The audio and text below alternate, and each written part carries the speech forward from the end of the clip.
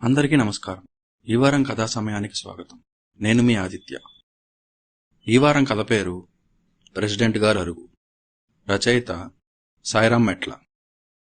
చదివినవారు దండిరాళ్లబండి. President గారి అరుగు మీద పేపర్ ఎప్పుడు 4-5 ముక్కలై ఉంటుంది. ఊరు మొత్తానికి నలుగురే పేపర్ వేయించుకుంటారు. ఊరంతా ఏదో పని మీద ప్రెసిడెంట్ గారి ఇంటి దగ్గరే ఉంటుంది. సాయానికని కొందరు, సలహాలకని కొందరు. వచ్చినోళ్లు ఖాళీగా ఉండలేక ఉన్న ఒక్క పేపర్నే ముక్కలు చేసి చదువుకుంటారు.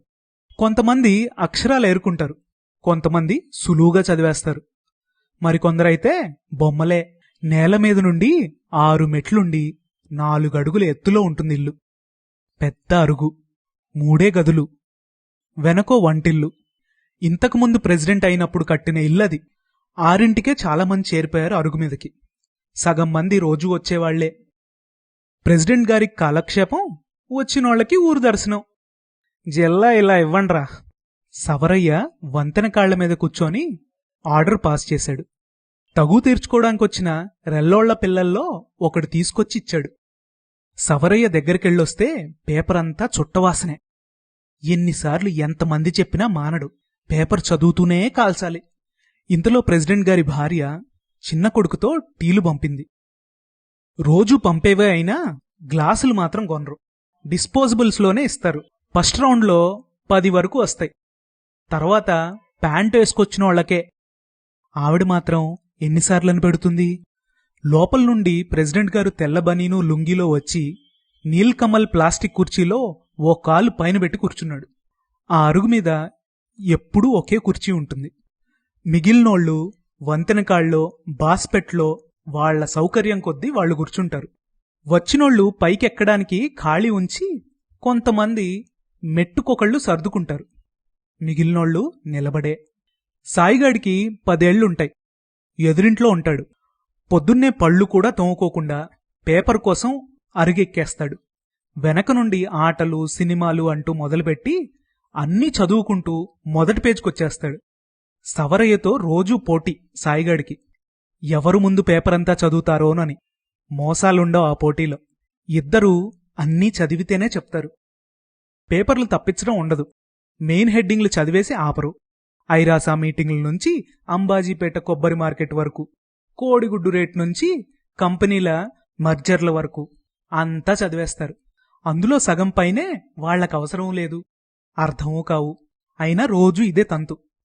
ఒరే బామర్దే, ఈరోజు అమెరికా సంగతులేంట్రా అంటూ ప్రెసిడెంట్ గారు సాయిగాడిని అడిగాడు. వరుసకు మేనల్లుడైన సాయిగాడికి అక్క ఉందని సరదాగా అలా పిలుస్తాడు.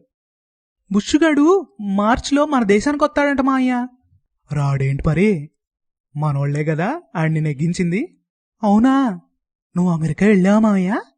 నేనెళ్తే మనూరు అలాగరా. సాకల సత్యమ అల్లుడు మొన్న పండగకు వచ్చినప్పుడు అన్నాడు, ఆడి మేనమామ కూతురది అమెరికా సంబంధమేట. మొన్నాళ్ళు మనోళ్ళు కాదన్నావు? మనోళ్ళంటే మన దేశం వాళ్ళని. సత్యమది ఈ దేశమే గదా, మనోళ్ళు ఎందుకు కాదన్నావు మరి? అమాయకంగా అడిగాడు సాయిగాడు.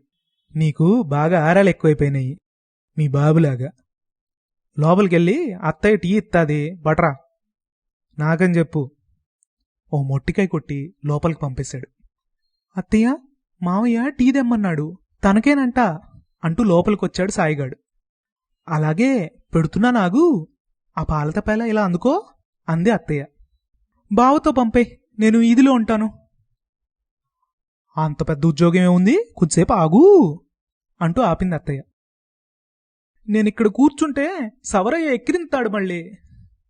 ఎక్కిరితే ఏమన్నా వాటమా అంది అత్తయ్య. మరి కాదా, నా పరువు పోద్ది. సరిపోయింది సమ్మడం, ఆడితో నీకు పోటీ ఏంట్రా? ఏం అక్కర్లేదు, ఉండెక్కడా అంటూ గదమాయించింది అత్త. అత్త వెళ్ళనిచ్చేటట్లు లేదని అక్కడే కూలబడి, అలాగే ఉంటానులే గాని మనోళ్ళంటే ఎవరొత్తారో చెప్పత్తా అన్నాడు సాయిగాడు. మనోళ్ళంటే మన దెబ్బ మీదోళ్ళు, ఇంటి పేరోళ్ళు, మన చుట్టాలు. మిగిలినోళ్ళెవరు మనోళ్ళు కాదా? తిరిగి అడిగాడు సాయిగాడు. కాదు. బాడోళ్ళు మీ ఇంటి పేరే కాదా? వాళ్ళింటికి ఆడుకోవడానికి వెళ్తే మా అమ్మమ్మ తిడతాదెందుకు? వాళ్ళ గోత్రం వేరు, మనకన్నా తక్కువ. గోత్రం అంటే? గోత్రం అంటేనా? ఆ, ఆయన అవన్నీ నీకెందుకు? ఈ టీ అట్టుకెళ్ళి మామయ్యకిచ్చే. ఏంటో ఎవరు మనోళ్ళో అర్థం అవుతులేదు అని గొణిగాడు సాయిగాడు. పెద్దోడువైతే అన్ని నీకే తెలుస్తాలే అని టీ గ్లాస్ ప్లేట్లో పెట్టించింది ఆవిడ. టీ తీసుకొచ్చి మళ్ళీ కూర్చున్నాడు. వాడు సగం చదివిన పేపరు ఎవరో తీసుకెళ్లిపోయారు. చుట్టూ వెతికాడు. సవరయ్య దగ్గరికి వెళ్ళి నిలబడి, నా పేపర్ ఇలా ఇచ్చేయ్ రుబాబుగా అడిగాడు. నిన్నెవడు వదిలేసెళ్ళమన్నాడు? వెటకారంగా అడిగాడు సవరయ్య. సాయిగాడిని ఏడిపించడం సరదా సవరయ్యకి. సాయిగాడు ఆగకుండా రెట్టిస్తూనే ఉంటాడు. వాళ్లది వయసెరుగని స్నేహం, స్నేహమని తెలియని స్నేహం. అవన్నీ నాకు తెలీదు, నేను సగం చదివాను, నువ్వు దొబ్బేశావు. ఉడికిపోతూ మాట్లాడుతున్నాడు సాయిగాడు. రేపటి నుంచి అలాగే చేద్దాంలే, నువ్వు సగం చదివి తొట్లోకి వెళ్ళి వచ్చేంత వరకు చూస్తాం. వెటకారం డోసు పెంచాడు సవరయ్య. అయినా మా పేపర్ ఇలా ఇవ్వి, కావలిస్తే మీ ఓళ్ళింటికెళ్ళి చదువుకో నువ్వు. నీలాంటోడితో నాకు పోటీ ఏంటి? సాయిగడు గట్టిగా అరిచేశాడు ఉండబట్టలేక. సవరయ్య ముఖం చిన్నబోయింది. అందరూ తన వంకే చూస్తున్నారు. సవరయ్య నోటి మాట రావట్లేదు. మాటొస్తే ఏమంటాడో అని మిగిలిన వాళ్ళు భయపడిపోతున్నారు. తను మాత్రం నిదానంగా లేచి నిలబడి చెట్టుకేసి చుట్ట ఆర్పుతున్నాడు. సంటి పిల్లోడితో వాదనేంట్రా నీకు? ఏం పట్టించుకోకు, ప్రెసిడెంట్ గారి తమ్ముడు నచ్చజెప్తున్నాడు. ముఖంలో పట్టలేనంత కోపం కళ్ల నుండి పొంగుతుంది. నడిచి వెళ్ళిపోతున్నాడు. సవరయ్యకి ఏదో తెలియని లోకంలో ఒక్కడ్నే విసిరేసినట్టుంది. చుట్టూ ముళ్ల పొదలు, పాదాల నుండి రక్తం కార్చుకుంటూ నడిచెళ్ళిపోతున్నాడు. రేయ్ సవరయ్య అనో కేక. ఆ కేకతో సవరయ్య మళ్లీ మనుషుల్లోకొచ్చాడు. పొదలన్నీ మాయమైపోయి మనుషుల్లా మారాయి. నడిచొచ్చిన దారంతా తన పాదాల మట్టి మరకలు, ఎర్రగా లేవు. అయ్యా, అలవాటైన పదం వల్ల కోపం ఆ మాటలో పలకలేదు. దొడ్లో మా చిన్నోడుంటాడు, గొరిగేసి వెళ్ళిపో. ప్రెసిడెంట్ గారు జరిగిందేమీ పట్టనట్టు కయక్కేశారు. మీ ఊళ్ళెవరితో అయినా గురిగించుకోండి, దీనికి మాత్రం మేం కావాలే? మనసులో ఉన్న ఆ మాటలు గొంతు దాటి బయటికి రావట్లేదు. పైగా ప్రెసిడెంట్ గారి మీద అసలే అనలేడు. అంటే ఏమవుతుందో సవరయ్యకి తెలుసు. పై కులపోళ్లు తిట్టాక మళ్లీ నడవనోళ్లు కూడా బాగా తెలుసు సవరయ్యకి. ఆ దిబ్బ మీద ఎవరిని అదిరించినా ఇంకా ఊళ్ళో మామూలుగా బతకలేరు. తాతల కాలం నుండి అలవాటైపోయిన మాటలవన్నీ. సాయిగాడు కాకుండా ఇంకొకరన్నా పట్టించుకోకపోయేవాడు. రోజూ అంత సరదాగా ఏ అంతరం లేకుండా గడిపే ఆ పసి మనసులో కూడా ఇంత విషయం ఎలా ఎక్కిచ్చేస్తున్నారోనని కోపం ఇదంతా. అయ్యా, సందులోంచి చుట్టూ తిరిగి వచ్చేస్తాను, శనబాబు గారిని గోసి గట్టేసుకోమనండయ్యా. చిరంజీవి కొత్త గ్రాఫ్ వేసేద్దాం ఈసారి. కోపమంతా అణుచుకొని నవ్వుతూ మాట్లాడేశాడు ఎప్పట్లాగా. అది తప్ప ఇంకేమీ చేయలేని నిస్సహాయత. అవమానాల్ని నవ్వు చాటున దాచేసి తలల్ని దించుకొని బతికేయడం వాళ్ల తల్లిదండ్రులు తాతలు ఇచ్చిన అతిపెద్ద సంపద. ఆ తెలివొచ్చే నూనెదో ఉందంట కదా, అది కూడా మర్దనా చెయ్యి. అలాగేనయ్యా, ఈసారి శనబాబుదే పోస్ట్ మార్కు, చూస్తా ఉండండి మీరు. సందులోంచే కత్తెరమూటు విప్పుతూ మాట్లాడేస్తున్నాడు. సాయిగాడు అదోలా ఉండడం చూసి, ఇంకేంట్రా బామ్మర్ది, పేపర్లో ఈశేషాలు అంటూ సాయిగాడిని కూడా పలకరించాడు ప్రెసిడెంట్ గారు. సాయిగాడు ఏం మాట్లాడలేదు. రే బామ్మర్ది, నువ్వే నెగ్గావులేరా ఈరోజు, ఈశేషాలు చెప్పేసి ఎళ్ళి ముఖం కొడుక్కో.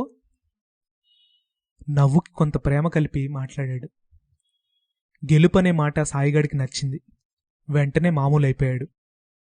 ఎవరికి ఏది ఎలా ఇవ్వాలో తెలియడమే రాజకీయాలనుకుంటాను. సవరయ్యకి తన పని గుర్తుచేశాడు. సాయిగాడికి గెలుపు ఎరవేశాడు.